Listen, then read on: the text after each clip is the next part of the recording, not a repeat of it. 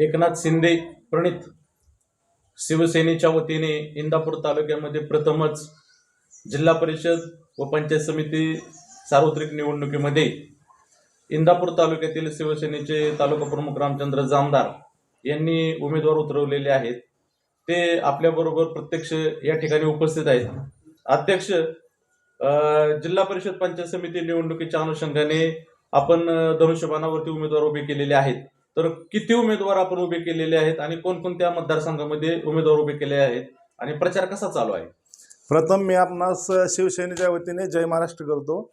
आपणास सांगू इच्छितो की इंदापूर तालुक्यातील पंचायत समिती आणि जिल्हा परिषद या चालू पंचवार्षिक निवडणुकीमध्ये आपण 5 उमेदवार उभा केलेले आहेत। जिल्हा परिषदसाठी 2 आणि पंचायत समितीला 3। त्याची सुरुवात आपण संसर लासूरने जिल्हा परिषद गटाकडून करूया।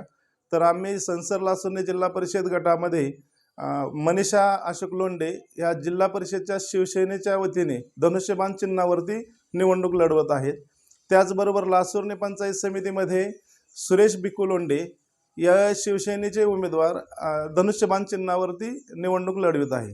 त्याचबरोबर निमगाव केतकी शेळगाव गटातून जिल्हा परिषद गटासाठी शिवसेनेच्या वतीने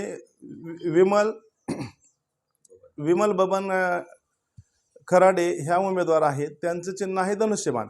तसेच लुमेवाडी पंचायत समिती गण येथून दत्तात्रय जगन्नाथ काळे उर्फ अण्णा काळे हे पंचायत समितीचे उमेदवार आहेत।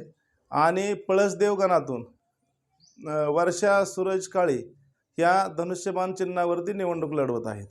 व येणाऱ्या काळामध्ये आम्ही प्रचारासंदर्भात घरोघरी जाऊन प्रचार करत आहे।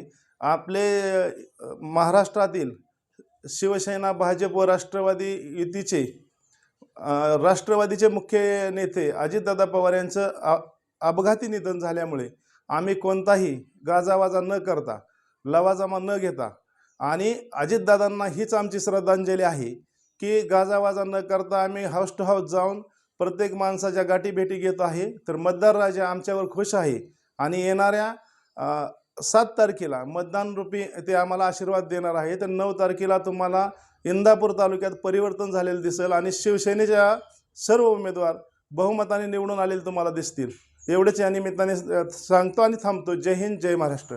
कॅमेरामन अनिल कदम सह न्यूज कट्टा डॉक्टर गजानन टिंगरे। न्यूज कट्टा एक्सप्रेससाठी महाराष्ट्र प्रतिनिधी डॉक्टर गजानन टिंगरे।